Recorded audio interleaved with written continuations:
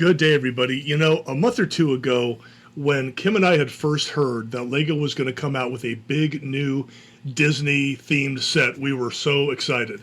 And then we heard it was going to be the Disney Main Street. And at that point, we still didn't know. There was just rumors, there was no pictures. And then come later on, we heard, oh, okay, it's going to kind of probably be looking like Diagon Alley from the Harry Potter series. And we started to get some piece count and a price point, which is like in the $400 range. We thought, oh man, this is going to be so good. And then yesterday in my Instagram, on my IG reels, started to see some box art and things like that, knowing that it was going to be launched soon. And it was launched today, which is what, May 19th, 2026. Mark this day that the Disney Main Street got released. Yeah, it got released. And we're going to check it out a little bit real quick today, just from the pictures on the website, and see what we think about it, because we got a dog in this fight, because Kim and I are big Disney fans, and we were really excited about the notion that a bigger set along the lines maybe of the Disney Castle or of the Disney Train and Station or things like that. Finally, something a little bit bigger from Lego in regards to Disney. And this is what we got. Now, you can see from the thumbnail, it's not exactly what we had in mind. You can see right here, I have a picture of the real Emporium, which is the main store in Disneyland. And by the way, I should point out, this is the Main Street from Disneyland, and I'll tell you how I know that in a second. But you can see from the pictures here, the Emporium, the main store, just doesn't look like the real thing at all. Then you go further down, how we know it's Disneyland is because it is the Crystal Arcade, which is still an extension of the Emporium, basically goes, it's just right next to it, and they sell kind of the same stuff. You also have the little fire station, which looks kind of cool. And that would be kind of more off to the side. If you check out, go on Google Earth and go on Street View and go into Disneyland, and you can kind of walk along there and see all this stuff and see what I'm talking about, how it really doesn't look like the real thing. The colors are kind of off and things like that, okay? But let's check out some of the things that are really positive with this set and some of the things that are negative. The first thing that I want to comment on that I really like are these minifigs. The minifigs are absolutely incredible. And I was hoping, and now that we see them more up close, I was hoping that they would be like this. We have the park guests who have Mickey t-shirts on. They have, what is that girl wearing? I can't tell. Maybe the alien from Toy Story, perhaps. There's Stitch.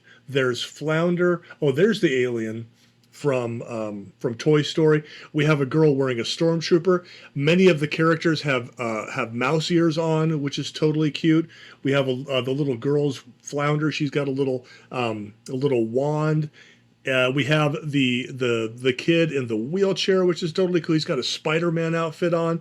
Of course, you got to have Mickey and Minnie with a Mickey balloon, and then we have the Dapper Dans, which is so awesome. That is the quartet that sings at Disneyland. It's been going on, I think, since Disneyland opened up. So cool to have them.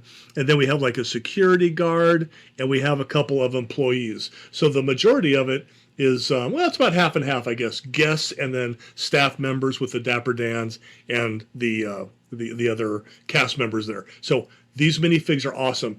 And I think there's 16 of them. 4, 5, 6, 7, 8, 9, 10, 11, 12, 13, 14. Yeah, 16 minifigs in this set, which is fantastic.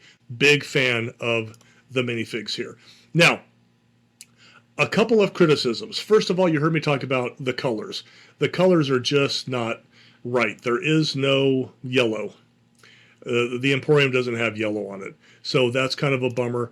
Also, when I am looking at the depth of this set, I tried to count it out. I think I counted maybe 16 studs. If we actually end up getting it, I'll have to count it out. 16 to 18 studs wide. Just does not seem that deep. When you look in the interior space, you can see it is pretty crowded. It's pretty crowded in there because there's just not a whole lot of depth.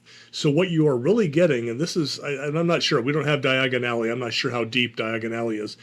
But basically, you're paying for a veneer, the front veneer. Now, this will make display a lot easier, which is nice, but there's just not a whole lot of depth in there to put some more interesting interior details. So that's my other kind of big criticism of the set.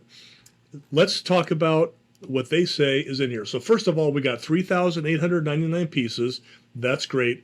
It is $400. $400. That is not cheap, coming June 4th, 2026. And Disney fans can showcase their passion for Main Street USA and recreate its cheerful architecture and nostalgic charm to inspire playful adventures. That is also my other kind of problem. When you look at the set, let me bring it back up. I just find it, and this was my criticism of the Beauty and the Beast castle as well, it just seems a little too cartoony.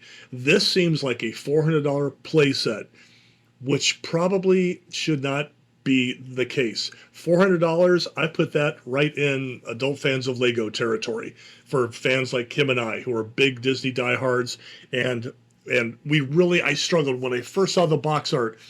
I said to Kim, it's like, I don't like it. But then when Lego dropped it today, we were texting back and forth going, God, it's kind of growing on me. I think we are going to have to get it, especially when I saw that minifig selection. It's like, oh, it's not the Main Street that we want, but it's the Main Street that we're given, that we're probably going to get. Because I can't see us not having this in our collection, being not only, of course, Lego fans, but Disney fans as well. So let's see. There's all sorts of little details, which I absolutely love. Miniature references to beloved films, spot little versions of the Up House and Wall-E in the Crystal Arcade. That's really neat. We have the Rose from Beauty and the Beast. And look, we got the girl with her Mickey ears on. She's got her flounder shirt. That is so cool. And of course, we have Cinderella's castle and the fire station with Walt's apartment above it. So that is really fun as well. Is there any more information here? It does say here, best Disney gift for adults. It's just still a little bit too cartoony. They weren't as faithful to the source material as they really could have been.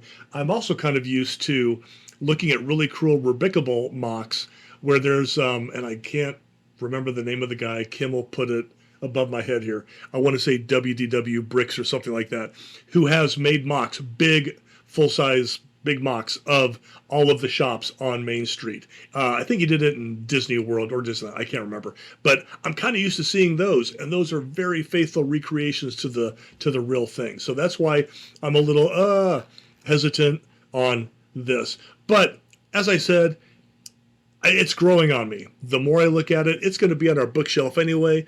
Interior space is cool, but let's face it, when you put it up on the shelf, do you ever really see it again?